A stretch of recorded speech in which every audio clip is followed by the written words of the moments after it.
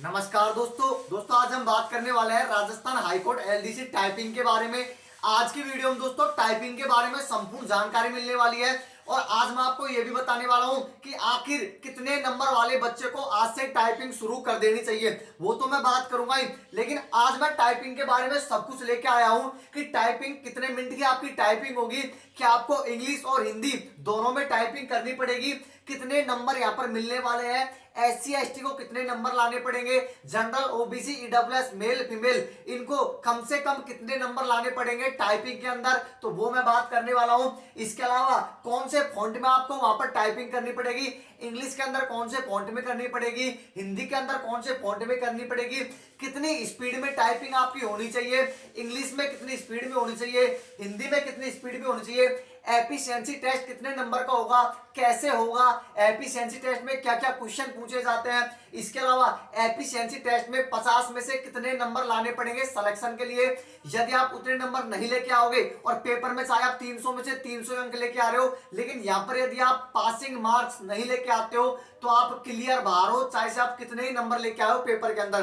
तो उस मुद्दे पे बात करेंगे, मतलब कि टाइपिंग के बारे में आज आपको संपूर्ण जानकारी मिलने वाली है।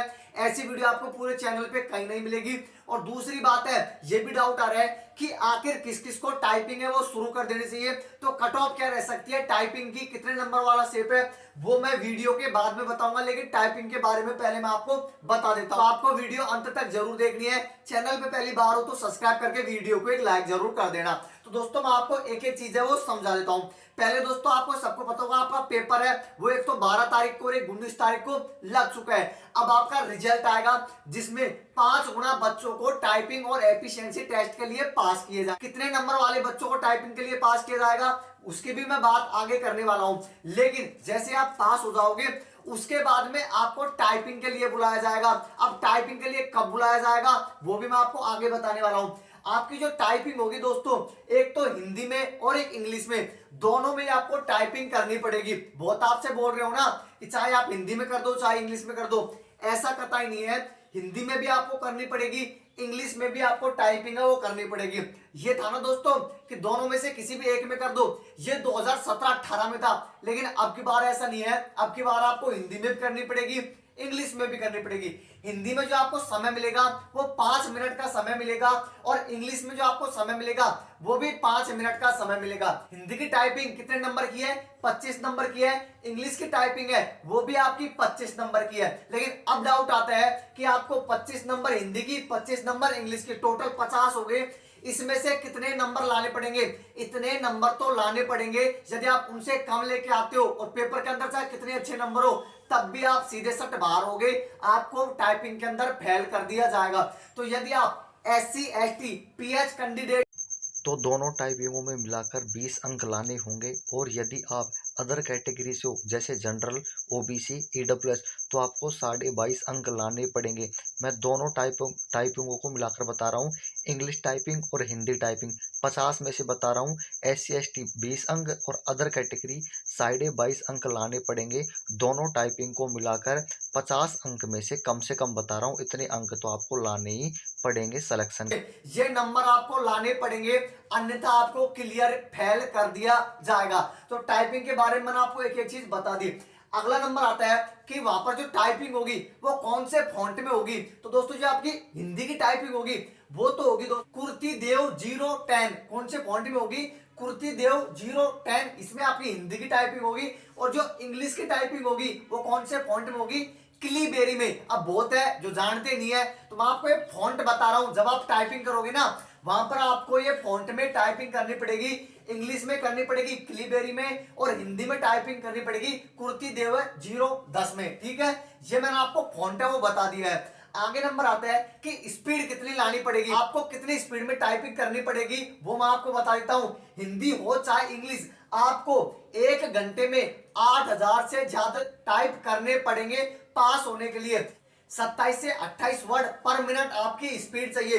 ये मैं आपको कम से कम बता रहा हूं यदि इससे कम स्पीड रहती है तो आप ऐसे ही बाहर हो जाओगे। तो मैंने स्पीड आपको बता दी है 27 से 28 पर मिनट। मैं मिनट की बात कर रहा हूं। एक मिनट में आपको 27 से 28 वर्ड है वो लिखने पड़ेंगे, वो टाइपिंग है करनी पड़ेगी कंप्यूटर के ऊपर। कितनी? 27 से 28 वर्ड पर मिनट। तो ये मैंने आपको स्पीड बता दिया है। अगला डाउट आएगा कि हिंदी की टाइपिंग हो जाएगी, उसके बाद में इंग्लिश में टाइपिंग करनी पड़ेगी। तो हिंदी और इंग्लिश दोनों टाइपिंग के बीच में हमको कितनी देर का समय मिलेगा? 4 से 5 मिनट का आपको समय मिलेगा, तो टेंशन लेने की जरूरत नहीं है। तो ये तो मैंने आपको टाइपिंग के बारे में बता दिया। अब नंबर आता है एफिशिएंसी टेस्ट का। ये आपका दोस्तों कैसे होगा, कैसे होता है, कितने नंबर का होगा, कितने नंबर लाने पड़ेंगे, कितना मिनट का समय मिलेगा, इसके बारे में थोड़ी सी जानकारी दे देता हूं। एफिशिएंसी टेस्ट होगा जिसमें आपको 10 मिनट का समय मिलेगा। कितने मिनट का? 10 मिनट का समय मिलेगा। कितने अंक का होगा? 50 नंबर का होने वाला है, जिसमें से SC ST और PH कैंडिडेट को कम से कम 20 अंक 20 नंबर लाने जरूरी है, अन्यथा बाहर हो जाओगे। और अन्य जैसे OBC EWS MBC इनको 22.5 नंबर लाने पड़ेंगे, अन्यथा आप बाहर हो जाओगे। अब नंबर आता है एफिशिएंसी टेस्ट कैसे होता है और इसके किसके बारे में यहाँ पर आपसे पूछा जाएगा, जिसमें आपको क्या क्या आना चाहिए। आपको टेबल बनाना आना चाहिए MS वर्ड पे, पैराग्राफ बनाना आना चाहिए। इसके अलावा दोस्तों फॉर्मेटिंग टेस्ट भी आपको आना चाहिए। इसमें आपको 10 मिनट का समय मिलेगा। टोटल 50 अंक होंगे, जिसमें से SC ST को 20 और अन्य कैंडिडेट को 22.5 अंक लाना जरूरी है। तो दोनों चीज मैंने आपको बता दी है। अब नंबर आता है कि फाइनल सिलेक्शन किस किस का होगा। तो दोस्तों मैं आपको बता दूं, आपका जो पेपर है वो 150 क्वेश्चन आए थे। कितने अंक के? 300 अंक के। टाइपिंग होगी हिंदी की 25 नंबर की, इंग्लिश की 25 नंबर की, एफिशिएंसी टेस्ट होगा 50 नंबर का। टोटल मिलाकर कितने अंक हो गए? 400।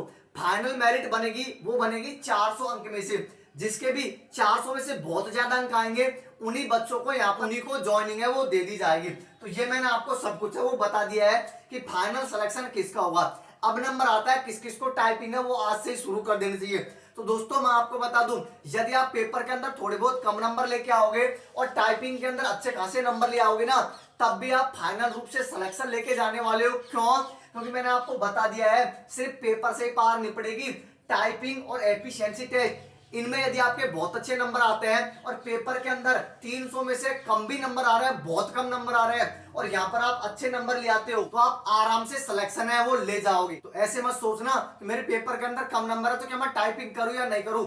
यदि आपको लगता है कि मैं वहां पर पास हो रहा हूं, आराम से पास हो जाऊंगा, तो आप टाइपिंग पे और एफिशिएंसी टेस्ट पे अच्छी पकड़ बनाओ। यदि वहां कम नंबर है तो यहाँ पर आपको अच्छे नंबर लाने पड़ेंगे और आप आराम से सिलेक्शन ले सकते हो। अब नंबर आता है कि आखिर कट ऑफ क्या रह सकती है। तो दोस्तों कट ऑफ के बारे में हम कुछ नहीं कह सकते, सिर्फ अनुमान लगा सकते हैं, सिर्फ हम अनुमानित कट ऑफ बता सकते हैं। तो मैं आपको बता देता हूं, यदि आप जनरल मेल कैटेगरी में हो और 200 अंक के आसपास यदि आपके अंक बन रहे हैं, मैं अंकों की बात कर रहा हूं, तो आपको आज से टाइपिंग में लग जाना चाहिए। इसके अलावा ओबीसी में यदि आपके 195 198 अंक भी बन रहे हैं ओबीसी मेल कैटेगरी में, तो उनको भी टाइपिंग में आज से लग जाना चाहिए। ईडब्ल्यूएस में जिस किसी के भी 192 के आसपास अंक बढ़ रहे हैं उसको भी टाइपिंग में लग जाना चाहिए। और एमबीसी में यदि आपके 190 के आसपास अंक बढ़ रहे हैं तो 185 से 190 के आसपास भी उसको भी टाइपिंग करनी चाहिए।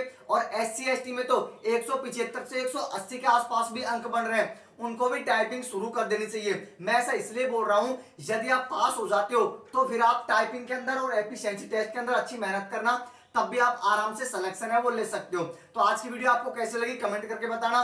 चैनल पे पहली बार हो तो सब्सक्राइब करके वीडियो को लाइक कर देना और इस वीडियो को जो भी आपके दोस्तों के साथ शेयर जरूर करना।